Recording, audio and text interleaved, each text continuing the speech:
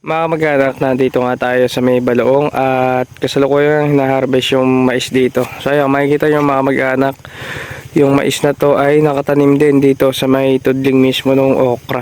Ali ganyan po mga kamag-anak, ilalapag lang nila yung mais dyan sa may pagitan ng tudling, tapos kuting po ng tao. At hindi nga po mapapasok yun mga kamag-anak ng mga mangariton dahil nga po may mga tanim na okra. After nga natin manggaling mga kamag-anak sa Tumana ay pumunta na tayo dito sa Ponduhan, at pagdating nga natin dito ay ito pa lang yung mais na naaahon nila. At mga ilang oras pa nga ang lumipas mga kamag-anak ay dumating na yung elf sila Kuya Doni, at ito nga may dala siyang tipas hopya. Ito yung favorite na favorite natin. Tapos ito mga kamag-anak, pa-partner mo sa may sopas. Inay kuping!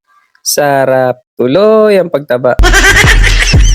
Pagkakita ko nga nung mais mga kamag-anak na nakasama dun sa may okra, tiningnan ko pa lang mga kamag-anak, nangati na ako agad. Ini-imagine ko kasi mga kamag-anak kung ako yung namimitas ng okra doon sa may loob ng maisan. Tapos syempre aabutin ka ng init. Alam naman natin kung gaano kakati yung okra. Tapos syempre yung mais makati rin. Pero sabi nga ng iba mga kamag-anak, yung okra makati lang kapag kamura. Pero kapag kamahal ang presyo ng okra, hindi mo mararamdaman yung kati. At dito nga sa bukid mga kamag-anak, malapit sa ating pinuponduhan ay marami ring nakatanim na okra. Hanggang dito na lang po mga kamag-anak. Paalam!